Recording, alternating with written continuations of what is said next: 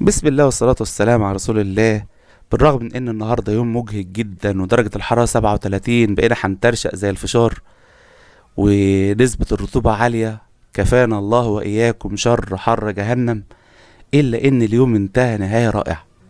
من حوالي نص ساعة شفت بوست البنت، كانت طالبة عندي من حوالي 12-13 سنة. الطالبة بتقول ايه بقى؟ بتقول: وجدت حساب هذا المعلم أمامي فجأة. كان أول مدرس يدرس لي علوم في رابعة ابتدائي في العكريشة. الكلام ده من 12 سنة. واللي كان السبب الأكبر بعد ربنا إن أنا أحب المادة جدا، لدرجة إنه سألني مرة: عاوزة تطلعي إيه؟ قلت: رائدة فضاء. واللي بالمناسبة ده كان حلمي الخفي في ثانوي عام، كلية علوم الملاحة وتكنولوجيا الفضاء. ولا يخفى عليكن ولعي بالعلوم الفلكية وأيام مجموعة نادي هواة الفلك بالدلتا، واللي للأسف برضو كانت بتاخد من فوق 97%. جبت في سنة رابعة ابتدائي 100% في العلوم و94 في الدراسات. فاكرة يوم الشهادة ده جدا. ماما سابت الدرجات اللي أنا مقفلاها ومسكت في الست درجات بتوع الدراسات، ورنت لي حتة علقة. كنت بتعرض للعنف التعليمي الأسري. المهم المستر ده على الرغم من انه عمره ما هيفتكرني تقريبا، الا انه من افضل المدرسين اللي اخدت معاهم في حياتي، من اسلوبه وتشجيعه وشرحه. على المستوى الشخصي كان طيب جدا جدا جدا. ربنا يبارك لك يا رب. يوم ما طلعت من المجموعة كانت ذكرى سيئة والله في طفولتي، لما انا سبت المجموعة اللي انا كنت بديهم فيها. في ناس كده بتقتدي بيهم غصب عنك. المهم تكون سايب ذكرى حلوة تعيش معاك، ولما تفتكر مدرس شبهه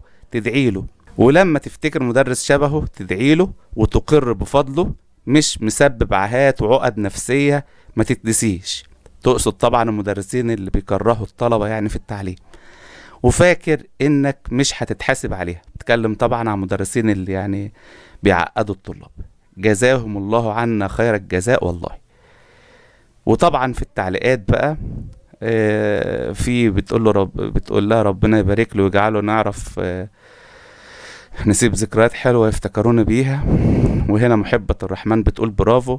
فهي علقت عليها بتقول: محبة الرحمن دي أمي اللي كانت بتمارس عليها العنف التعليمي.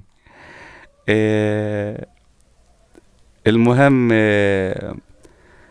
وبتقول لها على مدرسة تانية ان كانت بتصعق الطلبة بالصعق الكهربائي. المهم بتقول: حاجات عمرنا ما هنفتكرها لمعلم العصر.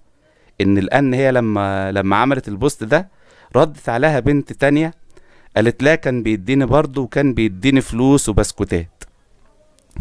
تعليق تاني لطالبة كانت زميلتها. طبعا انا مش قادر اتجاوز البوست الجميل ده من جماله بصراحة. انا بالفعل ناسي الطالبة دي، لان الكلام ده من اكتر من 12 سنة. و يشرفني جدا انها لسه فاكراني ولسه وانها ذكرتني بالخير وقالت عليا طيب، وان شرحي كويس، وان اثرت فيها. فده اجابتي لبعض الناس اللي مستغربة ان انا بحب شغلي وبحب التدريس للدرجة دي. يقولوا لي ده مهنة صعبة ومهنة مرهقة، بترضي طلبة وترضي أولياء أمور وترضي أصحاب سلاتر ومحتاجة قوة جسدية، ومحتاجة مجهود، ومحتاجة بتحضر بتاخد مجهود رهيب. فيكفي جدا بعد كل التعب ده انك تلاقي نفسك ان انت زرعت في حد معين او طالب معين، زرعت فيه خير، او ان هو افتكرك بالخير. انا شبه ده. جات لي برضو رسالة من حوالي مثلا 4-5 سنين لطالبة قالت لي: انا اتحجبت بسبب حضرتك. فيكفي ده. ربنا الرسول عليه الصلاة والسلام قال: لأن يهدي الله بك رجلا واحدا خير لك مما طلعت عليه الشمس. او في حديث تاني خير، او في رواية تانية خير من حمر النعم. يبقى انك انت تعمل بصمة في حياة طالب يفضل فاكرك بعدها 12 سنة. ده شيء انا افخر بيه، فرحان بيه جدا.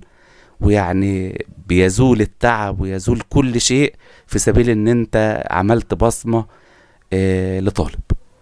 يعني جزاها الله كل خير، وجزى كل من يعرف الفضل لأهله.